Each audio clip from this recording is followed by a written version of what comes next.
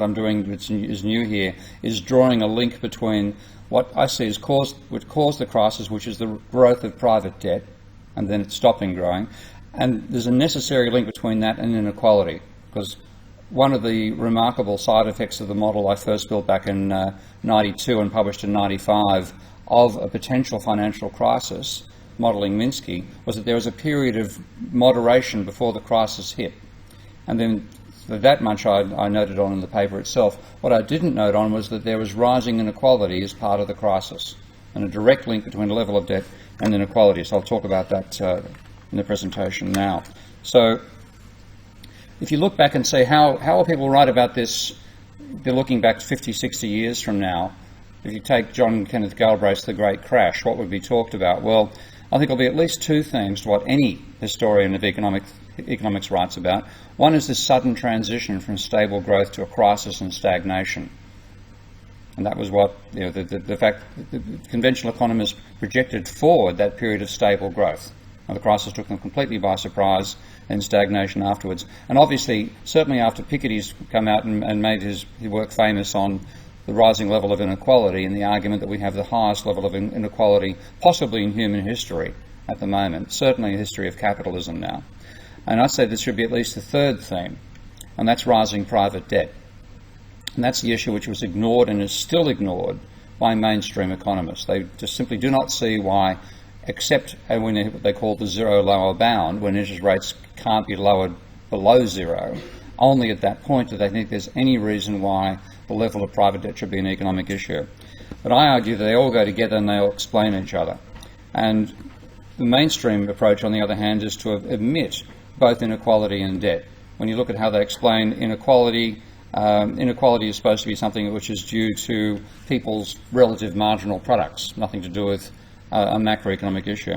But what they saw, of course, leading up to this crisis was a period of a permanent improvement in the economy. The stability that we started to experience in terms of the size of downturns and cycles was this, they thought, going to happen permanently into the future and reflected their good management of the economy. And the inequality they saw happening was just an issue of relative productivity. Bankers were more productive than nurses, etc., etc. Now, they don't hang on to that line post-Piketty anymore, but they still haven't got an alternative explanation of why inequality rose. All they've got is the argument Piketty has given them that the rate of return on capital is, if that's greater than the rate of growth of the economy, then you'll get rising inequality. It's effectively a statistical explanation rather than a causal one. And what I want to do is give a causal one, and it focuses around what they're ignoring, which is the whole role of private debt. Now, if you start looking at what we've been through from the period they called the Great Moderation, of course, the Great Moderation was something they were happy about. They weren't particularly happy about the Great Recession that followed it. But if you look at Bernanke, and it's quite remarkable to be able to use all the online documents you can find from the Federal Reserve of his speeches and what he saw happening and so on, you really can see the mindset they had at the time. And he was making the case that what they saw this reduction in volatility, so smaller business cycles, lower maximum levels of unemployment, declining inflation, that was all due to good monetary policy. Well and truly we're willing to take the credit for it. So what he's looking at was this. If you look at the red line is the unemployment rate, and the blue line is the inflation rate going from 1980 out to 2007.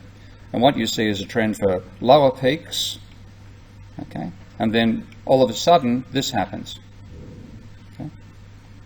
No, so far as they're concerned, there was no warning for that experience of suddenly an explosion in unemployment, and for a brief while before the scale of the rescue went in, inflation giving way to deflation, and we're now heading back to deflation again.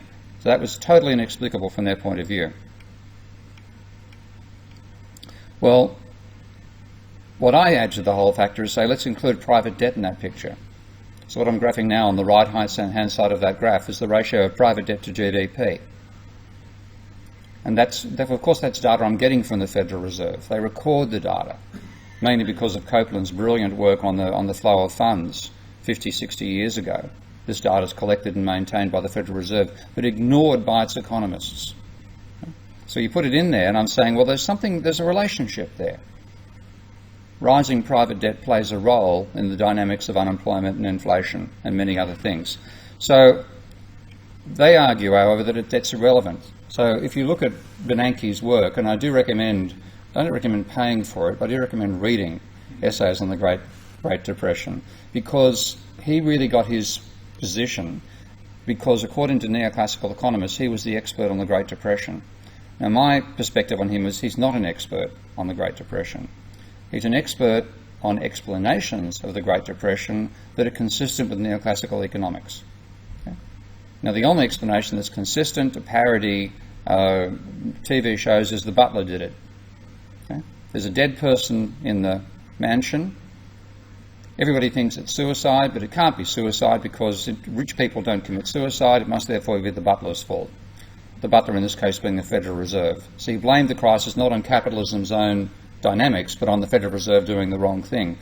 And one thing he had to consider was one of the most popular explanations of the Great Depression is Irving Fisher's debt deflation theory of Great Depressions. And this is pretty much his entire consideration of Fisher in this book.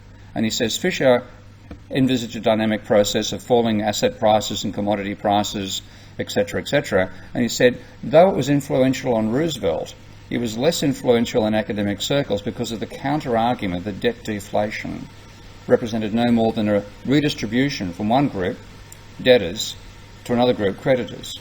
Now, I find that sentence remarkable in its own right, because when people go bankrupt, they don't pay their debts back. Okay? Even that very statement's stupid. Pardon me being so frank, but it's a stupid statement. Okay. It's followed up by another one, which has come out of the economic theory, and that is that unless you have implausibly large differences in spending propensities, pure redistributions should have no significant macroeconomic effects. So seeing private debt as simply a distribution between savers and borrowers. No macroeconomic impact unless there's big differences in the individual behaviour of those two groups. And that's why he just ignored Fisher's argument completely. He rephrased it in an asymmetric information type of way, a fairly conventional neoclassical interpretation, still with an equilibrium thinking. But I now want to say, well, you can't ignore the level of private debt, and I want to show you why. Notice this chart here. I've graphed the inflation rate against the unemployment rate. And, of course, whoops, pardon me, pressed the wrong button. What you've got is this tendency, the blue line is where the data starts back in the 1980s, and then you have this period of cyclical behaviour. You're moving down in this direction where you have low unemployment and low inflation. And of course the ideal spot would be about here, and then suddenly without warning it blasts out this way. Okay? Now my Minsky model, when I graph the Minsky model that I built, I get a very similar pattern. And looking at it, cycling in, and then without warning blasting out here. It's only without warning because I'm just showing you two dimensions of a three-dimensional object. Because this is the inflation rate, that's unemployment. What if I tilt it up and show you the debt level as well?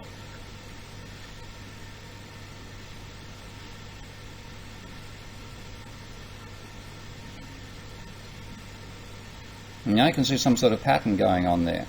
Okay? In the background, ignored by the mainstream, was that rising level of private debt. And that's what's driving the dynamics in my model as well.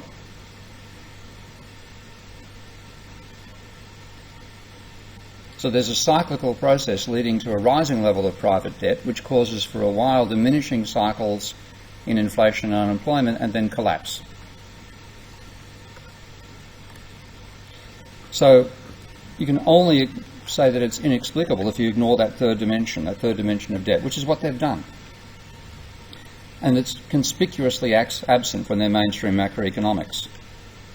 So what are they missing? While we're leaving it out, what are they missing? Well, they're missing the role of the banking sector in creating not just new money, but new demand and income as well. And their attitude towards anybody who tries to include the banking sector in macroeconomics is quite disparaging. This is the so-called debate I had with Paul Krugman a couple of years ago, or 3 years ago now, between his column in the New York Times and mine, and in my own blog at the time. And his argument was that Austrians and Minskyites, the left and the right and the left of the economic spectrum, said regard banks as somehow unique for good and evil.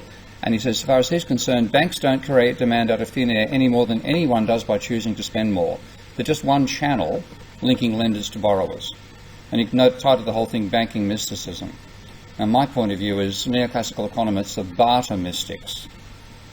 They try to imagine that after all the social changes we've had in the last 5, 6, 7,000 years, they can still model capitalism as if it's a barter system, which when you look at the anthropological record, we never were in the first place. That's some of the excellent work they've done with people like David Graeber and Michael Hudson, Cornelia Wunsch, and so on, going back and looking at the historical record we now have through archaeology, and finding that barter very, very rarely happens. Okay? In the societies from which we think it evolved, it was actually social exchanges based on gifts and a mutual system interaction of debts and so on. But they still try to model capitalism as though this mythical world of barter is still happening in the background to what we see in the complex financial world we're actually in. And the essence of that is the loanable funds model. And I found this is the real, if there's any sticking point, me trying to get my views through to mainstream economists, it's a whole lot of sticking points, equilibrium being one, but certainly in the monetary world, loanable funds is what they see going on. And again, Krugman expresses this very clearly. He says, when debt is rising, it's not the economy as a whole borrowing more money. So he's seeing no link between rising debt and a rising amount of money. He's saying rising debt independent of the amount of money. And it's just a case of less patient people borrowing from more patient people. And interestingly enough, if they were institutionally correct about what lending was like, they'd also be right about debt being irrelevant. What I've done here is I've taken into account this model where they have banks are just intermediaries who arrange loans between savers and borrowers but don't actually actively lend money. And that's the standard thing in neoclassical models. It's not the banks that lend, the banks are intermediaries who arrange loans between one agent and another agent. So in this model from Krugman and Eggertson back in 2012, they had a patient consumer goods producing agent lending to an impatient investment goods producing agent. And the investment agent therefore had to pay interest to the consumer agent, and the bank, such as there was a bank in their system, charged an intermediation fee for arranging the loan. That's where the revenue from the banking sector came from. So I've taken that and put it in a system dynamics framework, and I then have them both being industrial sectors. So both have to hire workers. They buy output from each other so they can produce output. They sell to each other, the workers in the bank. And then the investing agent, who's the borrower, changes how fast it borrows and it repays, and see what happens. And the basic answer is debt doesn't really matter. So putting this together as a double entry bookkeeping table, I think when I came to Pula 2 years ago, I was still using single entry. Now I've realised the importance of double entry. So what I'm showing here is a double entry view of the financial flows in a macro model. Any accountants in the room? Any? A few? Okay. So I've now realised the importance of having double entry there. So if you notice, every row sums to zero, including the initial conditions. So I've got 100 in reserves, 100 million, 100 billion, it's, just let's say $100 billion. And that's matched by liabilities and equity, all shown as negative, so the row sums to zero, just following that accounting convention. And equally, I could have debit and credit shown there. It's just a switch to flick from one to the other in the program I used to develop this software. So that's all rows sum to zero, including the flows that are occurring. And flows are positive to negative. So lending in that case is you add a positive sum to the liability the bank has to the consumer agent, which reduces the liability the bank has to the consumer agent, therefore reduces the sum inside that account, increases the liability to the investment agent. Now notice there's no sign of debt in this model. So I've got lending, repayment and interest payments, but debt's not showing up as an asset because it's neither an asset nor a liability to the banking sector. So I've got to then show the system from the point of view of the consumer sector. And now because the deposit of the consumer sector is an asset of the consumer sector, it shows up as a positive sum here. And when there's lending going on, there's a transfer of money from that account, so the amount of money in the bank account goes down, but there's an increase in the asset of the loan to the investment agent. So that's the logic, and then I've got all the other operations of hiring workers, bankers consuming, purchasing investment goods and so on. So when I simulate that, this is now showing it in Minsky, and I'll bring up the software package and run it live. Okay. These two controls, pardon me, I've brought a random mathematical object down, which sometimes happens where That's too sensitive there. I've got to get Russell to move it to the side. This is the lending rate here, and this is the repayment rate. If I start the model, why is the growth rate? Hang on, I've got that random object. There we go. Okay, growth rate is 0, as you can see. The economy is not growing at all. The debt level, which is down here, is rising up and flattening out. And if I now increase the rate of lending, notice debt starts to rise. Slow down the rate of repayment, debt rises even more. So the debt now exceeds the level of the money stock, which is quite feasible in this model. Finally stabilises at a really high level. If I then reduce it back to the initial situation, so repayments happen more rapidly and lending occurs more slowly, then you get a plunge in the level of debt. And I'll go back to the initial conditions again of lending doubling the amount of debt every 7 years roughly, and repayment halving the amount of debt every 9 years. Notice I've had a huge boom and slump in the level of debt, but trivial impacts upon the rate of growth. And if I just move the screen down here a bit so you can see GDP, the debt to GDP ratio has gone up and down again during the whole process, but the GDP is flatlined at about 200 billion for that entire period, and I've been running the simulation there for 391 years. Yeah. So it's not a system with growth built in there or causing growth. So that's looking at their point of view. There's a dramatic increase in debt to GDP, no impact upon the level of GDP, no significant impact, just a small change because of variations in propensities to consume, changing the velocity of money, which is what's happening over here. So if they were institutionally correct about lending, saying that it's just patient people leading to impatient people, they'd be right to ignore debt. But let's consider a radical thought here. What if, just maybe what if banks actually lend money? Okay. So I can actually bring that on live on the program, because what I'm showing here is the neoclassical myth that lending is between one agent and another, neither of whom are banks, and therefore the debt's an asset of the consumer sector. But the real world is we borrow from banks. Banks lend to non-banks. So I'm going to delete that column there, so there's no longer showing the debt as an asset of the consumer sector, and delete the lending and interest payments and bank fee operations, and come over to the bank's view. It's always a danger doing this live, by the way. I can always delete the wrong thing and find myself in trouble, but I seem to be doing okay so far. And now I can say, well, let's add an additional asset to the banking sector, and the program will then look and say what are liabilities that haven't been allocated as an asset to another party. So I click on this down arrow here, and it shows debt sitting there, because debt's still a liability of the investment sector. Okay, and it brings across the operations that are also shown in that for the investment sector's table, and all I've got to do now is say, well, the interest payments were actually made to the bank rather than made to the consumer sector. And there's a couple more things I need to fix up, but I'll leave it just at that and see what happens. Run the simulation again, and notice the growth rate is now positive. The amount of money in the economy, hang on, let's just stop it and start that again. Sometimes it doesn't reset itself properly. That's better. Okay. I've got to flush the model that's currently in memory to start the new one. Notice the growth rate is positive. Notice also, as well as debt rising, so is the amount of money. So lending by the bank is creating money. And it's also creating demand, because notice down here, GDP is growing. Now, if I then, in this situation, have lenders lend more rapidly, the growth rate increases. If I have repayment occurring more slowly, the growth rate increases even more. But then if I have a slowdown in the rate of growth of lending,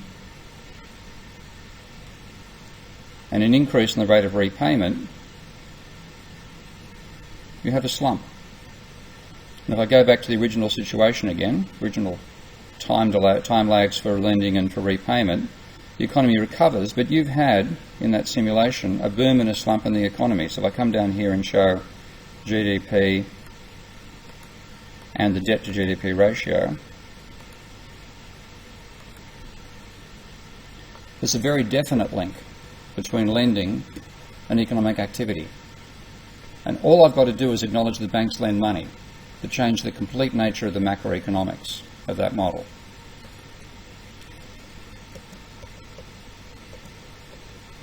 So that's what they're missing in trying to understand the economy while leaving out the banking sector. It's a bit like trying to understand birds while ignoring the fact that birds have wings. Good luck. You have to bring up some sort of mythical theory to explain how birds can fly. So that's the importance of bringing debt into the economy, and the person who most brought debt into economic thinking was Harmon Minsky. And his perspective he concluded finally that capitalism is inherently flawed, being prone to booms, crises and depressions, and that instability is due to characteristics it must have given a financial sector that can fund what capitalism needs, which is funds investment. And he said that's in financial system will both be capable of generating signals that give you accelerating desire to invest, and as well as financing that accelerating investment. And that, I think, is an incredibly intuitive vision into capitalism, which he called the financial instability hypothesis. And of course, cycles and debt and non-equilibrium behaviour are at the very centre of how he thought. The complete opposite of neoclassicals, leave all three of those factors out of their thinking. So when you read him, and I do recommend, by the way, do not read Stabilising an Unstable Economy. Okay? It's a lousy book. Okay? Read Can It Happen Again, which is a great set of very readable essays. 15 pages there will give you 90% of what you need to know about Minsky. And if you want to read a book-length treatment, read his book called John Maynard Keynes, which is not a biography. Okay? It's his first detailed statement of the financial instability hypothesis, and he named it John Maynard Keynes in a tribute to Keynes, not because he wrote a single word of biography of Keynes in that book. Stabilising an Unstable Economy took 15 years to write, and I can't criticise him too much because I'm about that many years behind on my current book. But he didn't have anything new to say, really, between the two books. There was a lot of waffle in Stabilising an Unstable Economy. John Maynard Keynes is a concise and powerful statement of his overall thesis, and Can It Happen Again captures that thesis in many small and very well-written papers. So check that out. But this is quoting, I think, from one of those papers in Can It Happen Again. And he said the natural starting point for analysing, look at this, the relationship between debt and income. And according to conventional thinking in economics, there is no relationship. And I've had to challenge my own post-Keynesian group about the possibility of a relationship between debt and income. Not just neoclassicals, who have a difficulty with this. And he says, given this relationship, there's an inherited debt structure of the economy that reflects a period where the economy did not do well.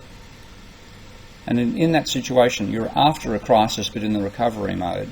In that point, you have your liabilities, you're very careful about your level of liabilities. You don't want to have too much debt. And what that means is people are very conservative about borrowing, both bankers and borrowers. It's not just the case that there's asymmetric information. One side wants to borrow, the other doesn't want to lend.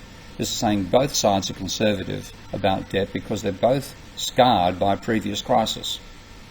Now, given the fact that they are scarred, so they're conservative in what they'll put forward as investment projects, that the economy is also recovered, most projects succeed.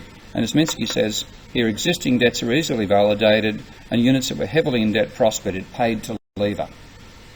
So the fact that you're in a recovery phase means people revise their expectations, believe they had too large a margin of error built into their investment plans, and they're willing to take on more debt and lever up asset prices in the whole process.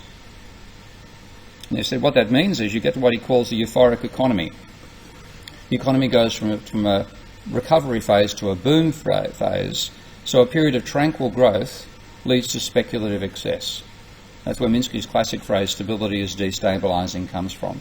A period of stable growth leads to rising expectations, rising borrowing to finance those expectations, and then a boom economy because of that borrowing, which leads to a crisis in the future. So he says stable growth is inconsistent in the way in which we finance investment in capitalism. So he said the fundamental instability of capitalism is upward. And I think that's one of the most important lines in economics, because conventional economists believe in equilibrium. A lot of conventional critics of capitalism talk about stagnation, the declining rate of profit and all that sort of stuff. Minsky says the fundamental instability is upward. The tendency to transform doing well into a speculative boom is the basic instability in a capitalist economy. And it's a fundamentally non-equilibrium process all the way through. So going through it step by step, you start off with an economy in historical time. So think of the early 1990s now, after the 1990s crisis, before the dot-com bubble, before the telecommunications bubble. There's been a crisis in the past caused by too much debt, which was the aftermath to the savings and loans crisis, the 87 stock market bubble, the 89 savings and loans crisis, the recession after that. So everybody's conservative, both borrowers and lenders. Only conservative projects are funded, but because the economy's recovered, most of those projects succeed, so people start to revise their risk premiums, accept a higher ratio of debt to equity, revalue assets, putting a higher valuation on assets as well. And for a while, self-fulfilling expectations mean that because there's a decline in risk aversion, there's more investment. Because there's more investment, the economy grows faster, so a virtuous circle. But you also have rising asset prices, which makes it profitable to speculate on those asset prices. And there's an increased willingness to lend, and as I've shown just a moment ago, that increases the money supply. And of course, the increasing money supply finances both the investments and drives up the value of asset prices, because that money is being used to predominantly buy assets. So you get riskier investments being enabled, as well as asset speculation on top of that. And you reach what Minsky called the euphoric economy. And believe me, it's remarkable. When I first read Minsky and then started to read the financial press, this is back in 1987, and the extent to which the word euphoric was used by financial journalists to describe the state of people's expectations in business was just remarkable. And I think you'd find a wonderful indicator following the use of the word euphoric by journalists in the financial press describing what they saw as the state of expectations, but long before any of them ever read Minsky. Some of them have now. So this lets Ponzi financiers come to the surface, and Ponzi financiers are people whose cash flow from their investments is less than their debt servicing costs. So technically they're bankrupt. How do they survive? They've got to sell assets in a rising market. So they're incredibly dependent upon rising asset prices, and they've got a desperate demand for debt because they're fundamentally insolvent. Unless they can roll over existing debt, they will go bankrupt. So they have to continue servicing their debt before they manage to sell an asset and then turn a profit. And they have a very insensitive demand for money. They'll pay any interest rate, because there's a big difference between paying 12% and 10% on a loan is not quite as substantial as the difference between going bankrupt and remaining transparently solvent, or apparently solvent. Then there's increased asset speculation going on as well. There's reduced sensitivity to debt and interest rates. The supply and demand of money has been driven up. Market interest rates can rise in this situation. You don't need the Federal Reserve to put rates up as well. Commercial margins can also rise. And income distribution changes too because of the boom. Wages will rise, which will change your profit expectations. Raw materials costs will rise, which we've seen recently, and then a collapse again afterwards, of course, with the oil price going down. But changes in those things also change the distribution of income. And eventually there'll be a break in that debt growth for some endogenous reason. You don't need an external trigger. You normally will get one because the Federal Reserve will stuff up and put up rates to control it and not realise the impact of that on given the level of debt. But mainly things like a changing cost structure will undermine expectations of profit. The Ponzi's are necessarily losing money, so they can go bankrupt without warning, because all they need to be caught with is being unable to roll the debt over, and they're gone. And that can happen right in the middle of a boom. And many of those investments were euphoric. And when they're euphoric, you're not going to get the return you expect. So those will also fail. And then also the rising commercial rates can make conservatively estimated projects speculative, and those non-Ponzi investors can then think, well, I'll sell an asset to cover that unexpected debt, and then find the market's nowhere near as broad as they thought it was. So the stock market, the housing market, incredibly fragile, rising and then suddenly breaking. And of course, when that happens, the Ponzi's are the very first ones to fold. They're already bankrupt. Okay? It's just exposing that they are bankrupt. That's where Warren Buffett's classic phrase that when the water goes out, you can tell who's been swimming naked. Well, that's why the Ponzi's are the first ones to go, because their debt servicing costs far exceed their cash flows, and as soon as they can't roll over those debts, they're done.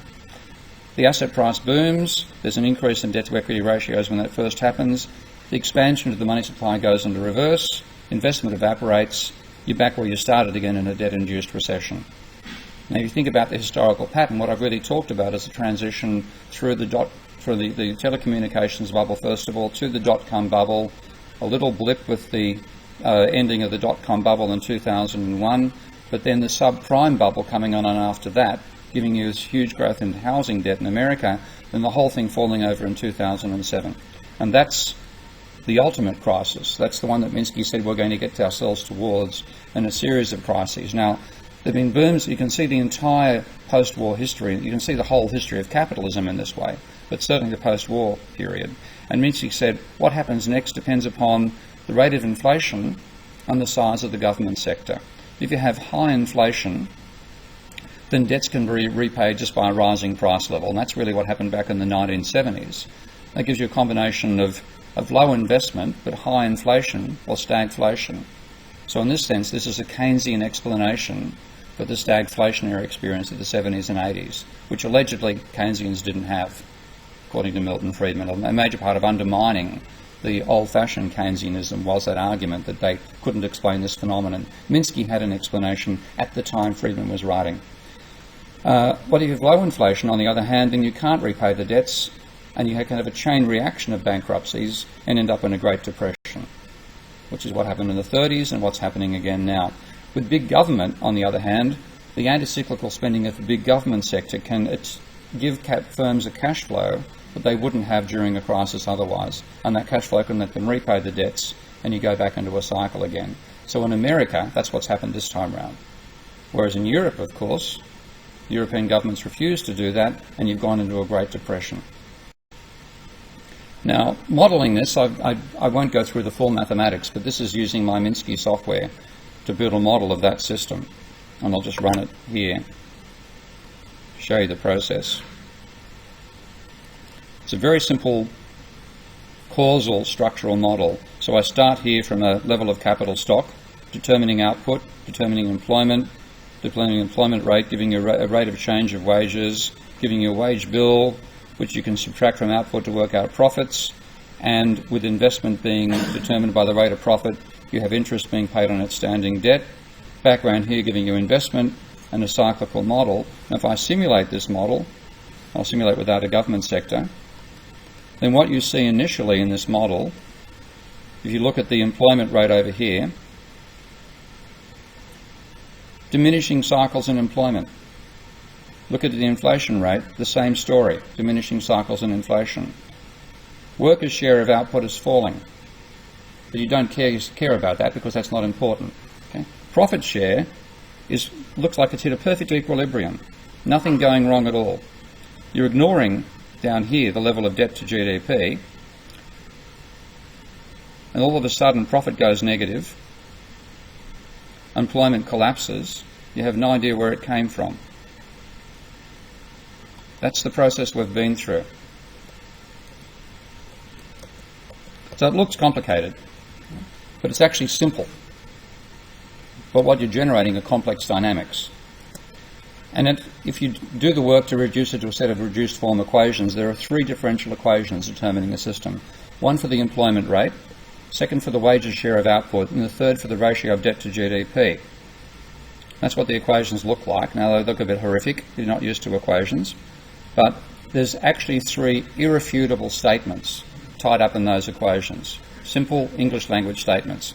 The first one is the employment rate, which is the first line, will rise if economic growth exceeds the sum of population growth and labour productivity. That's a fact. Okay? So this one here, that's the growth rate. These two are the sum of population growth and labour productivity growth. So if those two, if the growth rate's greater than the growth rate's greater than population growth and technical growth, you will have rising employment. Period. That's just a straight definitional statement. The second one, wages share of output will rise if money wage demands exceed the sum of inflation and growth in labour productivity. That is also a definitionally true statement. So that bit there is wage demands, there's labour productivity, and there's the inflation rate. And the third statement is the private debt to GDP ratio will rise if the rate of growth of private debt exceeds the sum of inflation and economic growth. So that's debt growth, the rate of growth of debt, that's the growth rate, and that's inflation. So what I'm showing you there are definitionally true. Objecting to those is a bit like objecting to gravity. Okay? Object all you like. Bad for your health if you try to argue that it doesn't exist. So the complexity doesn't come out of the statements themselves, it comes to how they interact. And you can't see that without a nonlinear model. There's simply no possibility of deducing the systemic behaviour I've shown you from those absolutely true verbal statements. So you've got to simulate, you've got to see the complex dynamics to understand what's going to go on. And partly what Minsky saw and what he predicted was this phenomenon of rising private debt leading to a crisis. But the occurrence of a great moderation before the crisis was not one of his predictions. He did say stability leads to instability, okay? But he did not say that there will be a period of declining instability before the crisis. In fact, he said the opposite. What he saw happening was rising inflation, given the Federal Reserve's reactions to unemployment rates. But what you've got going on is a complex dynamic system, and if you look at the mathematics, it's called the inverse tangent or the Pomerville-Manivelle route to chaos, which has a very interesting, peculiar dynamic of declining cycles before a breakdown. Exactly what I've shown you there a moment ago. And it's also got emergent properties, insights into the rising inequality we've experienced at the same time as we've seen this rising level of debt. So there are three system states in the models I'm showing you. There's the employment rate, the debt ratio, and the wages share of output. Those are the three equations. But when you solve for the equilibrium, which is an important part of working out the dynamics of the system, not essential but useful, the three equilibria are the employment rate, the debt ratio, and the profit share of output, not the wages share. So what you find in the dynamics is the profit share tends towards cycles around this equilibrium until the collapse occurs. If you're looking at just from the rate of profit, you don't see any problems at all. But that's becoming more and more constant over time, as you saw in that simulation. If I have the work with the model without prices in there, which is what I wrote back in 92, then there's a bad equilibrium with infinite debt.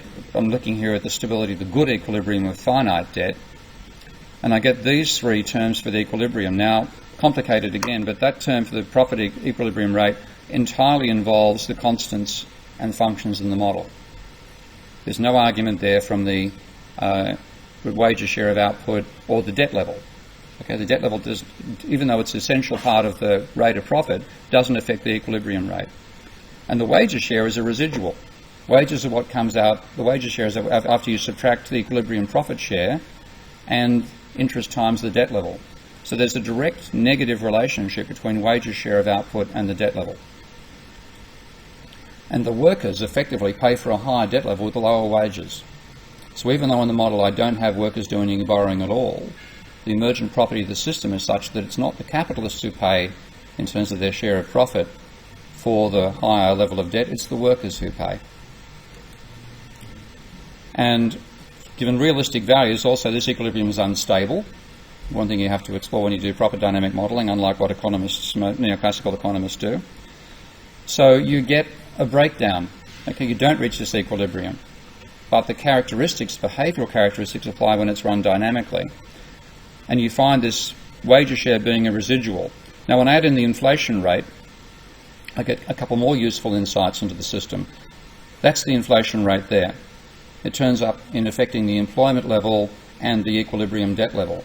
So a high level of inflation gives you a high level of employment and a lower level of debt. So driving inflation out of the system is part of what gives us a lower level of employment and a higher level of debt, which leads to a crisis. So a lot of economic policy has actually been directed at achieving a crisis, though they're not actually aware that's what they were doing. So notice again, no effect on the equilibrium rate of profit. But it does those two things. If we have higher inflation, we have a higher level of employment, so lower unemployment. We have a lower debt level, so less tendency towards crises. So we've been too obsessed about getting the inflation rate too low, and by doing that, the conventional economists have actually contributed to the severity of the crisis we're in. And it also means you have to rethink what class struggle is in a capitalist economy. We've got to start using that term again, because it is part of what happens in capitalism. But Marx got it wrong. The class struggle in capitalism is not between worker and capitalist. It's between worker and banker. Okay? That's the real struggle. Capitalists are bystanders in this whole thing. So what's going on in the system is the bankers are screwing the workers, and capitalists are on the sideline until such time as the system collapses around them. And then what do? They support the bankers. Big mistake. So we have a rising debt share causing rising inequality because workers' share falls. That also reduces the growth rate because there's less investment, and lower investment means lower employment and therefore lower wage growth. And that fall in wages share is masking what's happening to bankers' share. So capitalists who are paying out to both workers and bankers don't see an overall trend because the decline in what they're paying to workers is counterbalanced by the rise in what they're paying to bankers, and their profit remains much the same. But when you hit this maximum rate of decline in wages, so you've managed to cause massive deflation, unions have been destroyed, employment's too low, workers accept wage cuts, but there's a maximum rate at which you can get those wage cuts to occur, then the compounding of debt takes over, and of course it'll be amplified by deflation, and that eliminates the balance that was occurring beforehand. So the rate of growth of payment on debt exceeds the decline in what you're paying to workers, and your profit rate collapses without warning. You put it together, and everything looks fine until the crash occurs. There's the top level is the rate of profit. All looks great, and then where the hell did that crash come from? And what's going on at this point, this is obviously the entire time zone this broken into here, you hit the point where the exponential compounding of debt exceeds the reduction in payment to workers, and you have a final crisis coming out of nowhere unless you look at the level of debt. Now, just to get to the empirical data and show us how strongly founded this analysis is in what's been happening empirically, we've ignored the fact that we're in the biggest debt bubble in the history of capitalism. The red line is the ratio of private debt to GDP in America. I've had to normalise the data to compare previous patchy records on the subject. But on this basis, we have a higher level of private debt now than during the peak of the Great Depression. Government debt, which is the blue line, the thing that all the politicians and economists obsess about, yes, it's high, but it rises in response to what happens in the private sector. Now that's the level when Wynne Godley, who's the other non-conventional economist who started building models that gave him predictions about what could happen in the future using stock flow consistent modelling, that's when he began to warn of the crisis. That's when I began to warn of the crisis. But we're still in the aftermath of that crisis. We're still carrying the biggest debt level in history, and we're trying to cause a revival from that level of debt. Now, it just isn't going to happen. And it isn't just America this applies to. I haven't got the data for Croatia. It'd be intriguing to show it there. But this is, the black line is Japan's level of private debt to GDP. That was when their crisis hit, rising ratio for a while, and then decline and then stagnation at about 175% of GDP. This is America. Rising, reached the peak after the crisis, then falls, hitting about 145% of GDP. England is in the middle there. Same story. Notice China. China got out of the crisis by sponsoring, with state pressure, the biggest credit bubble in human history. Still hasn't quite reached the scale of the Japanese, but I think it'll get there. Then you look at the rate of growth of debt.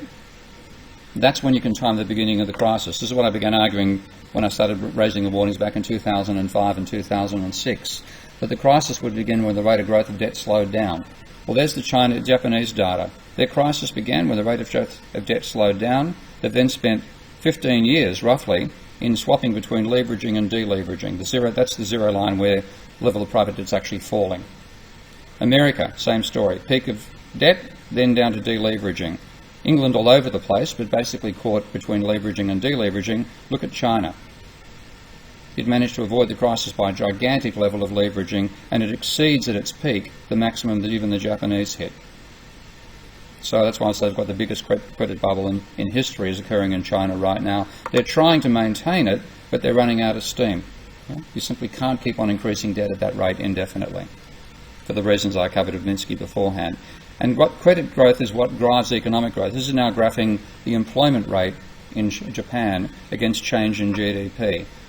And that's from 1980 to 2015, the correlation, that simple combination, which is supposed to, according to Ben Bernanke, remember, have no significant macroeconomic impact, the correlation coefficient there is minus 0.89. I think that's significant. America, same story. This is from 1990 to 2015. Correlation coefficient minus 0.93. Now the correlation does depend upon the scale of debt. Okay, you go back to the 1950s, you'll find a much lower correlation still there.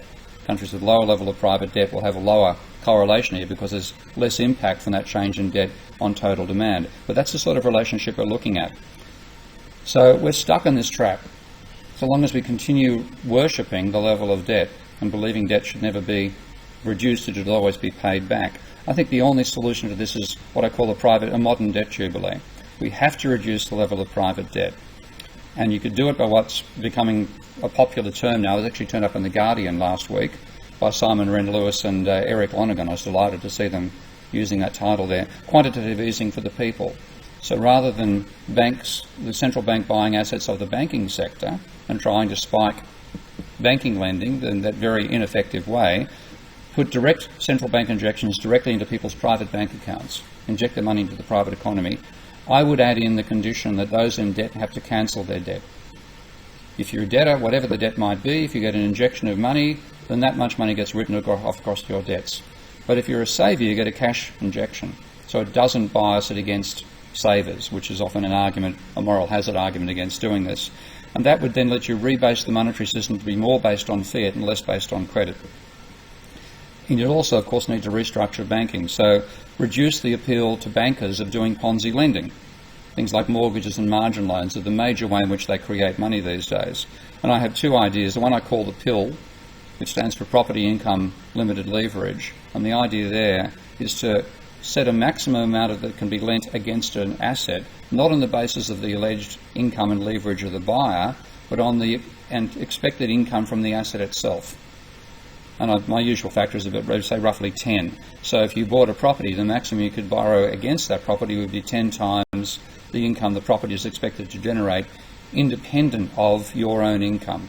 So a second ceiling on bank lending. And that would force a link between incomes, which is where rent rate basically related to, and debt levels, and break that potential positive feedback loop between lending and asset prices. And I'd also try to meld venture capital with banking. And what I call entrepreneurial equity loans would be possible for banks, which is where the bank would get an equity stake in loans they make to entrepreneurs, not just get interest rates on it, which would then encourage them to lend to entrepreneurs. Because at the moment, why lend to an entrepreneur when 80% of them are going to fold, go bankrupt? And you want to get interest payments out of the 20% that survive. Okay? It's not sensible. We need to make it sensible. So we need to meld venture capitalism and banking. Now, if we don't do it, my opinion is we face permanent stagnation. And my example of that is always Japan. They've been there for 25 years. Does the global economy want to repeat Japan's experience without Japan's level of social cohesion or the social safety net Japan has, or the level of fiscal spending Japan's been willing to do, which you certainly don't see that willingness in a Germany-dominated Europe or a Republican-dominated America. Now, the main barrier I see to us doing that is we have a misplaced moral perception of debt. We apply a moral view of debt to say you should pay your debts back when we think about debt as if we're borrowing from one individual to another. And it's a very, very different thing to what we actually do. Because if we have interpersonal lending, if one person lends to another, then the lender has to do without the thing he or she has lent. And if you don't get it paid back, you're robbed. And that's the personal attitude you have towards debts there. So if I show this this is the neoclassical vision, loanable funds. To actually lend to the consumer age, the investment agent, the consumer agent has to do without money. And if it's not repaid, then the consumer agent is defrauded by the investment agent. And that's the moral stuff we think about.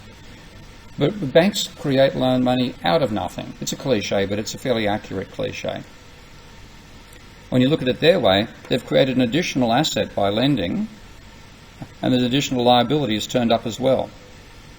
Now, after the event, if you find that was lending to finance a Ponzi scheme or lending to a venture that went bust, it's not losing pre-existing money if it doesn't get repaid. What's really going on is it's been shown to overproduce.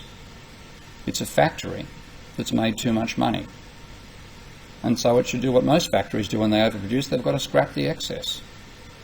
So we've got to think about them as factories. Don't think about banks as warehouses, which is the loanable funds view. Think about them as factories. Then factories that make too much, they can overproduce money. When they do it, they overproduce debt as well. We have to write off the excess production. If we try to maintain that excess production, we end up with a total crash for the economy as a whole. And of course, at the moment, all they're producing that debt for is not for productive reasons at all, but for asset speculation. Acceleration of mortgage debt is what drives house prices. Margin acceleration also drives share prices. And they're effectively funding Ponzi schemes. All they're doing is driving up the price of assets. They're not driving up the cost of assets. Just to show you how strong these correlations are, again, the conventional theory says there's no correlation between debt and asset prices. Well, this is looking at the level of margin debt and the S&P 500 in America. Now, I didn't predict this. This just shows how massively speculative the American economy is. Of course, there's, correlation coefficients have got problems here because I've got two systems which, generally speaking, have a rising trend or appear to. The correlation there is 0.96. Okay. I know there's statistical problems in doing that particular correlation, but according to conventional theory, that should be 0. Well, I think 0.96 swamps 0. One that I do expect, but even there it surprised me, is a correlation between the rate of change of margin debt and the rate of change of the share prices. And that correlation comes out at 0.69. This is again over 25 years. The one that most aligns with my theory is there's a correlation and a causal relationship between accelerating debt and rising asset prices. And this is looking at the acceleration, the rate of change of margin debt and the change in the S&P. And the correlation there is 0.53. Now, all this stuff is supposed to be 0 by conventional theory. Finally, house prices. Correlation of accelerating mortgage debt and house price change in America from 1990 forward, 0.77. So the stuff, this data's been there. We've just been ignoring it because we don't have a theory that explains why the relationship exists. But there is the theory, which is Minsky's theory and what I've added to it. So to understand capitalism, we have to have a complex systems, monetary, macroeconomic view. And that's got to affect both theory and policy, and it changes both fundamentally. And we need a revised and realistic view of banking as well, because without that we can't understand where the crisis came from, nor can we work out how to escape it. And that's inevitably going to lead to political conflict, because many, many decades ago, you've probably all heard the phrase the military-industrial complex. I mentioned that most of you might know that President Eisenhower, General Eisenhower, coined the phrase. Okay? From his own perspective in the White House, that's what he saw. I think it's actually less important than what we've got these days, which I think I'd call a political-financial complex. And the politicians are so surrounded by financial advisors and financial lobbyists and so on that they think it's essential to keep the financial sector alive.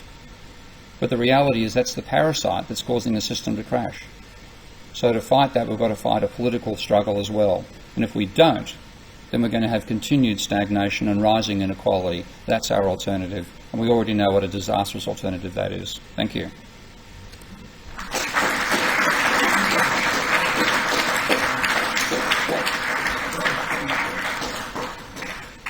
That was fantastic. So I'll open the floor to